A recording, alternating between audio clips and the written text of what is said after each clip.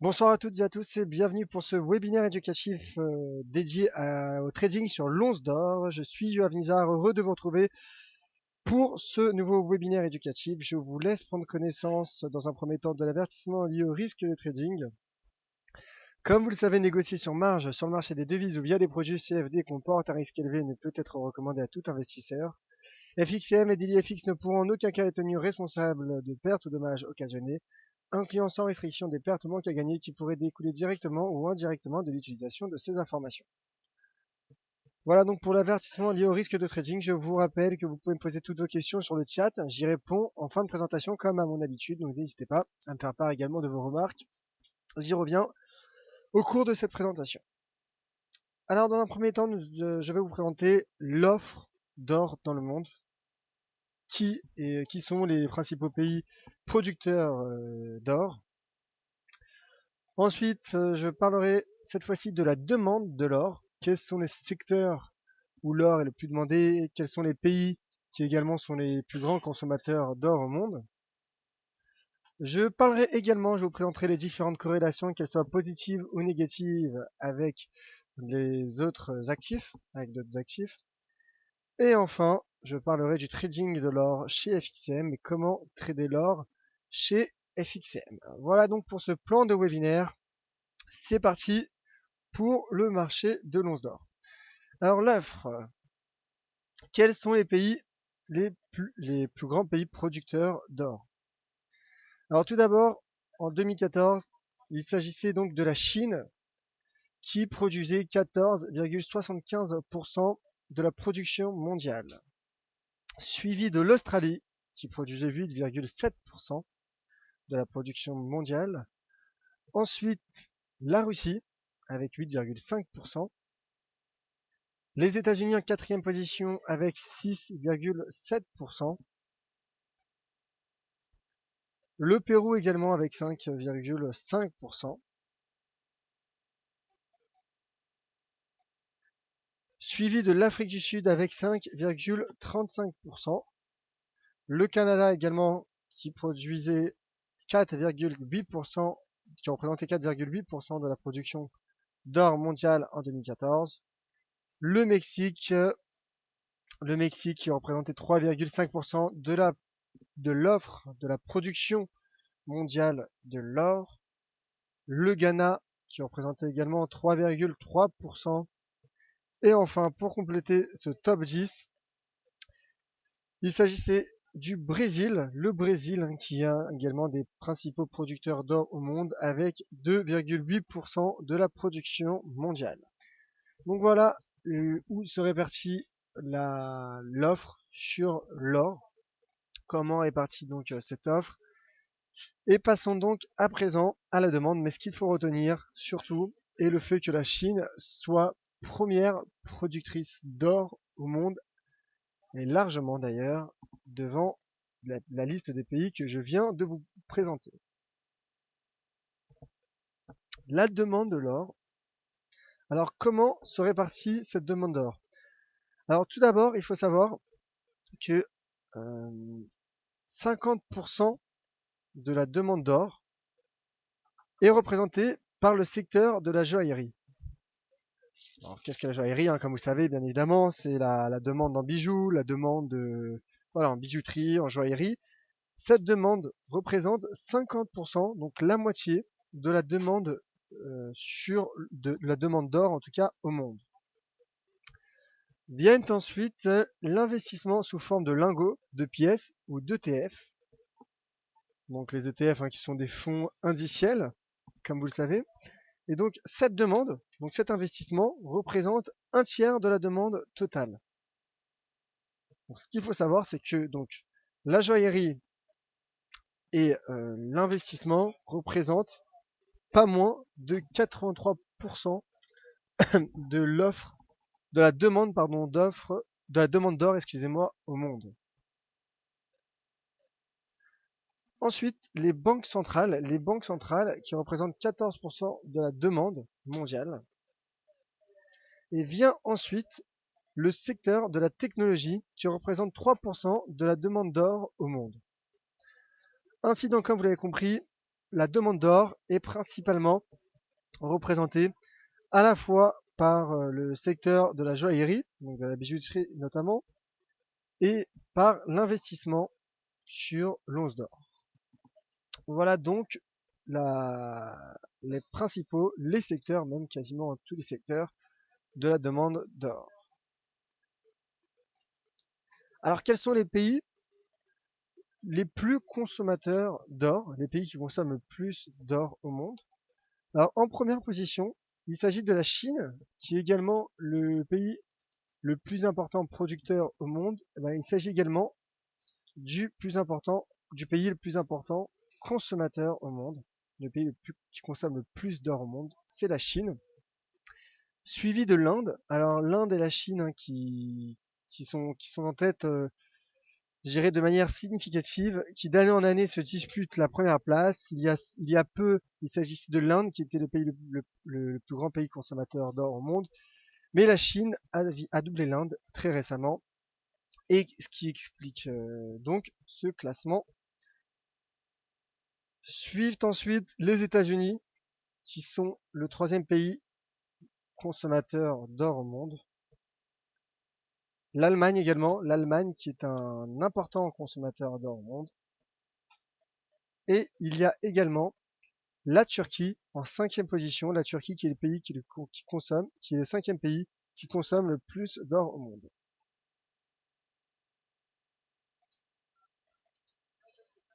La Suisse est le sixième pays consommateur d'or au monde, suivi du Vietnam qui occupe la septième place.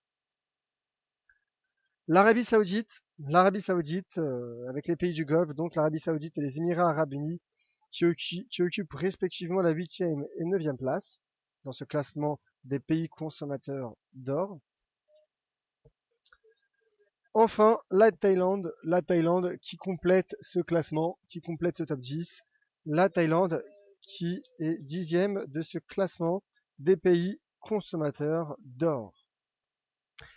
Alors voilà ce qu'il fallait savoir donc sur cette demande d'or. Donc en résumé, ce qu'il faut savoir sur cette demande d'or, tout simplement que le secteur de la joaillerie et de l'investissement sont les secteurs représentent la demande sectorielle la plus importante avec plus de 83% de la demande mondiale d'or, et que les pays qui consomment le plus d'or sont dans l'ordre la Chine, l'Inde et les États-Unis, qui d'année en année se partagent ce classement. Voilà donc pour cette demande d'or. Et passons à présent aux corrélations. Je vous rappelle que vous pouvez me poser toutes vos questions sur le chat. J'y réponds au cours de en fin de présentation, comme à mon habitude. Alors, première corrélation, la corrélation la plus importante de l'or, il s'agit de l'argent. L'argent et l'or sont corrélés positivement, et cette corrélation s'élève à 86,8%. Cela signifie donc que lorsque l'once d'or prend 1%, l'argent prend généralement, en tout cas prend en moyenne, 0,868%. Ce qui explique donc cette forte corrélation entre l'argent et l'or, et l'argent donc qui est l'actif le plus corrélé avec l'or, plus corrélé en valeur absolue d'ailleurs. Autre corrélation importante, et je vous en parle très souvent dans mes webinaires concernant l'or, il s'agit de la corrélation négative avec le dollar américain. L'once d'or est corrélée négativement à hauteur de moins 85% avec le dollar américain. Cela signifie donc qu'en moyenne, lorsque l'or prend 1%, généralement le dollar perd 0,85%. Donc comme vous le voyez sur ce graphique, vous avez en rouge et bleu en petit chandelier japonais le cours de l'once d'or, et dans ce graphique linéaire en bleu, le cours du dollar américain. Donc vous pouvez donc sous vos yeux admirer la corrélation inverse qu'il existe entre ces deux actifs.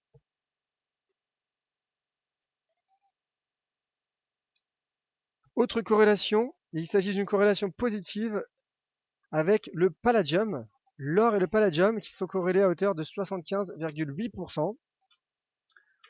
Alors comme vous le remarquez sur ce graphique, vous avez toujours l'once d'or en chandelier japonais et le palladium dans ce graphique linéaire en bleu. Alors il est vrai que les mouvements sont plus importants.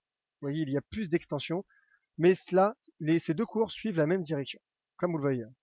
Donc ici, nous avons une hausse du palladium et une hausse de l'once d'or, puis s'en suivent une baisse, un mouvement latéral, puis différentes hausses, une hausse comme le montre ce sommet, une hausse également comme le montre ce sommet pour le palladium, puis le cours qui baisse au même titre que l'or. Donc corrélation positive entre le palladium et l'once d'or, corrélation qui s'élève à 75,8%. Alors là, je donne les corrélations en valeur absolue de manière décroissante. Et donc, la prochaine corrélation est avec la paire NZD-USD. Et c'est une corrélation positive à hauteur de 65,6%. Cela signifie donc que lorsque l'once d'or prend 1%, généralement la paire NZD-USD progresse de 0,656%, comme vous l'aurez compris.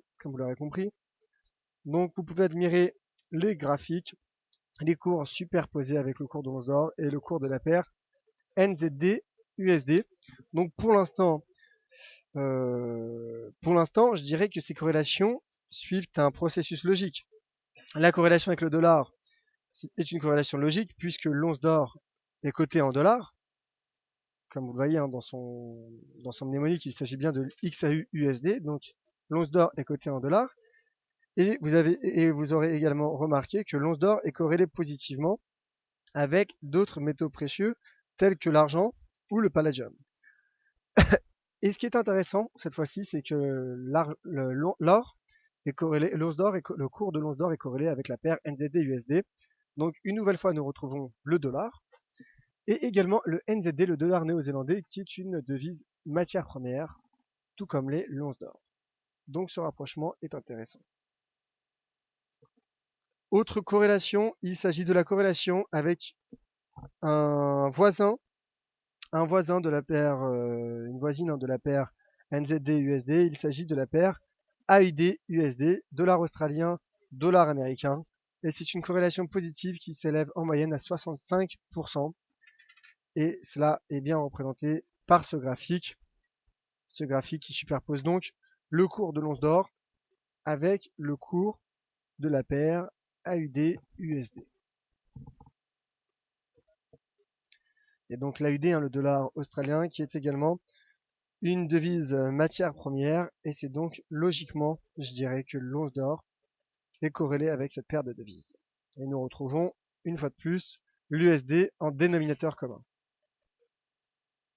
Autre corrélation, et c'est à nouveau avec une devise matière première, il s'agit de la corrélation avec la paire USD-CAD, dollar américain, dollar canadien, qui s'élève à moins 64%, donc c'est une corrélation négative.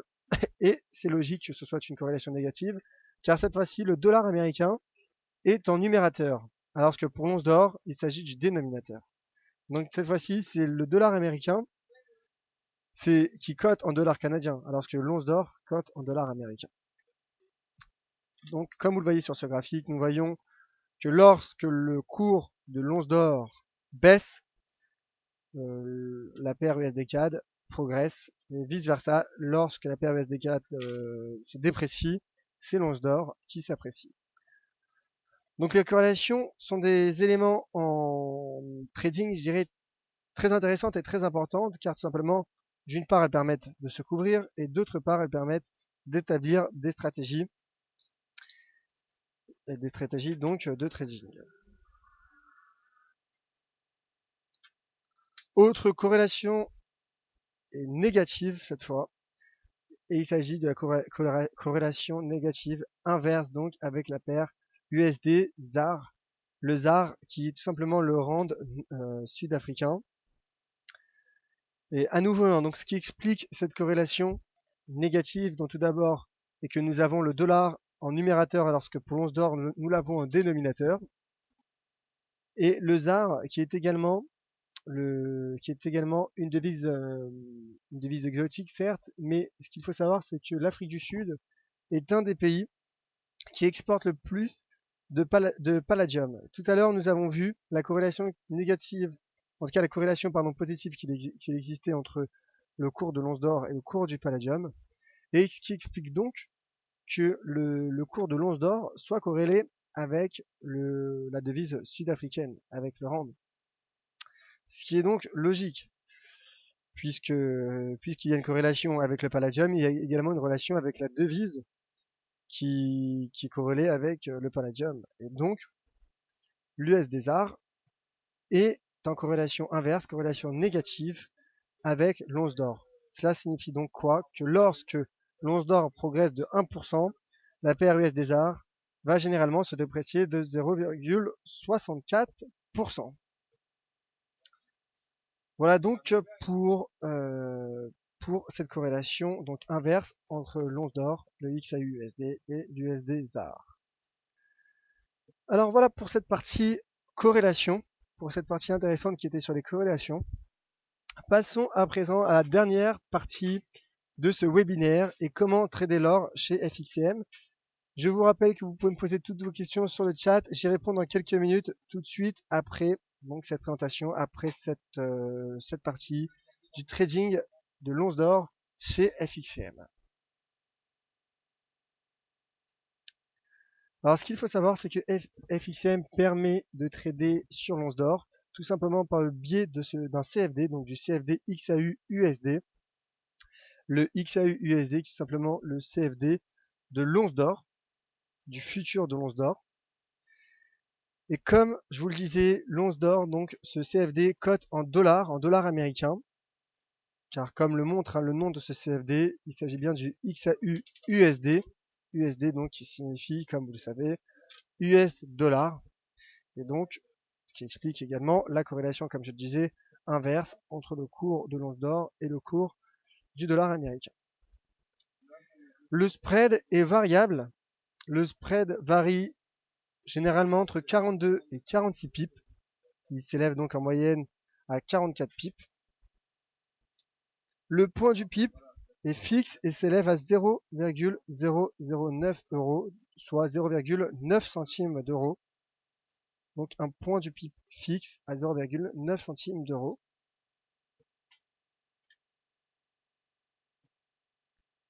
La marge utilisée pour un lot est de 5,50 €, 5,50 €.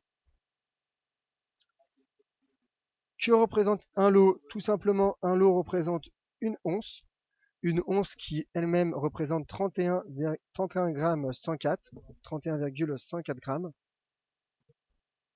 À la différence d'autres matières premières, d'autres CFD sur matières premières, l'once d'or n'a pas d'expiration. L'once d'or n'expire pas. Certaines matières premières expirent de manière mensuelle ou trimestrielle. L'once d'or n'expire pas. Enfin, les rollovers sur l'once d'or. Les rollovers à la vente sont nuls, s'élèvent à 0 €. Et les releveurs à l'achat s'élèvent à moins 0,9 centimes d'euros. Voilà donc pour le trading de l'or chez FXCM. J'espère donc avoir pu vous faire découvrir en profondeur le marché de l'once d'or. Je vous remercie à vous tous de votre attention. Je vais donc à présent passer à la phase de questions. N'hésitez pas à me poser toutes vos questions sur le chat, c'est le moment. Si vous avez des questions sur l'once d'or, c'est le moment ou jamais. Alors, première question de la part de Max. Tu as indiqué le pourcentage, as-tu le chiffre en kilos? Alors j'imagine Max que vous parlez des pays producteurs d'or. Non, je n'ai pas le chiffre en kilos sous les yeux. Malheureusement, j'ai seulement le pourcentage de la production mondiale. Comme vous l'avez compris, la Chine est le pays qui produit le plus d'or. Et la Chine est également le pays qui en consomme le plus avec l'Inde. Donc la Chine qui est très active sur ce marché de l'once d'or. Autre question de la part de Paul, le palladium est bien plus volatile que l'or. Écoutez, alors là, en effet, hein, concernant la volatilité, je n'ai pas les indices de volatilité concernant l'once d'or et le palladium. Toutefois, ce que je vous propose, mon cher Maxime, c'est que je vous prépare également un webinaire sur le cours du palladium qui sera que je présenterai très rapidement dans les prochaines semaines pour DailyFX dans le cadre d'un webinaire éducatif. Donc sachez, mon cher Maxime, je vous en fais la promesse, que je parlerai cette fois-ci de la volatilité concernant mon cher Paul d'ailleurs, je vois pas pourquoi je vois pas pourquoi Max, mais en tout cas mon cher Paul, je parlerai donc de la volatilité sur le cours du palladium et j'en ferai une comparaison avec les autres matières premières, c'est promis. Question de la part de visiteurs. Bonjour, ce webinaire sera-t-il mis en ligne? Oui, en effet, ce webinaire pourra être revu. Il y aura une rediffusion de ce webinaire sur notre salle de trading, sur notre chaîne YouTube, et je relayerai également donc ce webinaire sur mon Twitter @tuavnizar et je la mettrai également sur le forum dans la partie vidéo éducative. Alors peut-être d'autres questions avant de vous laisser. Question de la part de Philou qui est très intéressante. Bonjour, y a-t-il toujours le système de fixing pour les prix dans la journée? Alors en effet, et vous le faites bien de le rappeler, mon cher Philou, l'once d'or cote par fixing. Cote par fixing, il y a deux fixings de l'once d'or, un le matin et un en début d'après-midi. Toutefois, le CFD chez FXCM cote en continu car d'une part c'est un CFD et deuxièmement, et d'autre part en tout cas, il s'agit du futur 11 d'or, ce qui explique donc que le fait que ce soit un CFD explique que l'once d'or chez FXCM cote de manière continue, à la différence du spot qui cote par fixing. Question de la part de Johan, y a-t-il des dates d'expiration sur l'or comme sur le pétrole? Alors comme je le disais lors de mon webinaire, il n'y a pas d'expiration pour l'once d'or.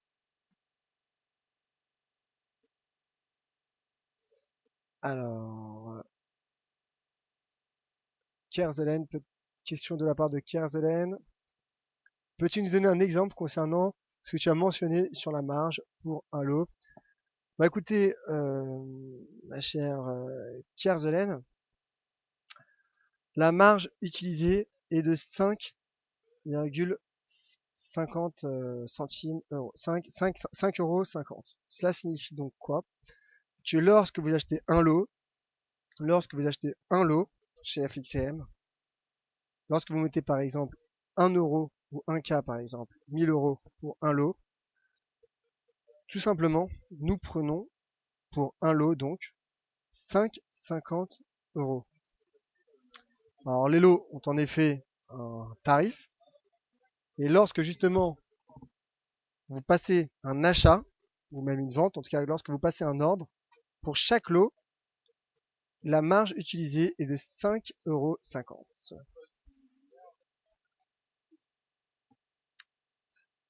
Alors, une question donc de la part peut-être de Philou à nouveau. Y avait-il pas une histoire de manipulation de la part des banques sur les prix? Écoutez, il est vrai que bon, il est assez difficile de se prononcer. Euh, en tout cas, je, pour tout vous dire, je ne pense pas. Je ne pense pas. En tout cas, je ne suis pas assez au courant de ces histoires de potentielles manipulations ou non des cours. Donc, je ne pourrais pas me prononcer, mon cher Phil. Alors, j'ai répondu à toutes les questions. Si d'autres questions vous viennent en tête, n'hésitez pas à me les poser sur mon Twitter @tuavnizar. J'y réponds comme à mon habitude. Je posterai, comme je disais, cette vidéo sur le forum DailyFX dans la catégorie vidéo éducative. Je relayerai également cette vidéo donc sur mon Twitter @yoavnizar et vous pourrez également la revoir sur notre chaîne YouTube DailyFX France. N'hésitez pas, donc, si d'autres questions vous viennent, sur Twitter @yoavnizar. Je vous remercie à vous tous de votre présence. C'était Yoav Nizar pour le marché de Lonsdor. Très bonne soirée et à demain 9h15 pour le Good Morning Euro-Dollar. Et sachez également qu'un point quotidien vous est présenté chaque matin à 10h30 en ma compagnie. Un point sur le cours des principales matières premières et notamment le cours de Lonsdor. Merci à vous tous. À tout de suite sur Twitter @Yoav Nizar. Très bonne soirée et à bientôt sur les marchés.